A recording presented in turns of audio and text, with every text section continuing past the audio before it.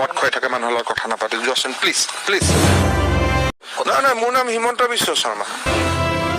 আমি সাইফুদ্দিন আহমেদ নহয় এনেকুৱা নাহিবাই হিমন্ত বিশ্ব শৰ্মাৰ ঘৰত কি কথা প্ৰশ্ন সুধি আছে কোনো কথা নাই কথা ৰাতিপুৱা 9:30 বজাত আমি আপোনালোকক সুন্দৰভাৱে বুজাই দিম যে কি ধৰণে নতুন বিটিসি খন হ'ব ডান্স সুকুৰালি কথাবোৰ কি আপুনি শুনক এনেকে কথা মোৰ লগত নহয় আপুনি যিবোৰ কৈছে আৰু হেৰি নকৰিব মানে এটা লাইনৰ বাহিৰত প্ৰশ্ন নকৰিব এইবোৰ বাবা মদ খুৱাই থাকে মানুহৰ লগত কথা নাপাতে যোৱাচোন প্লিজ প্লিজ মই কিন্তু মালিকক ফোন কৰিম এতিয়া কিন্তু নহয় চোৱা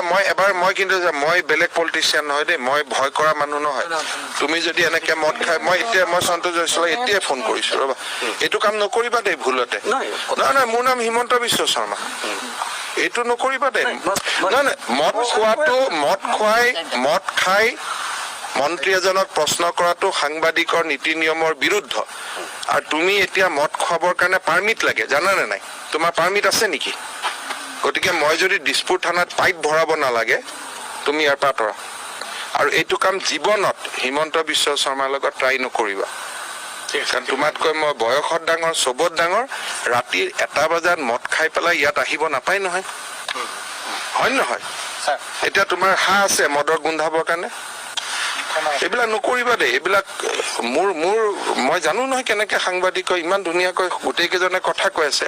তুমি মদ খাই পেলাই যি পাই তাকে প্ৰশ্ন কৰি আছে নাপায় নহয় মদ খাবৰ কাৰণে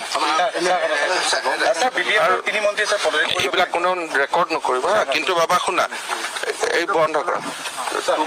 তুমি জানা যে মই বেলেগ সাংবাদিক নহয় মই জয়ন্ত বুঢ়াক লিখি দেখাই চলি থকা মানুহ গতিকে মোৰ লগত এইবিলাক প্ৰেক্টিচ নকৰিবা ভুলতো নকৰিবা তোমাৰ নাম কি বেলেগ এটা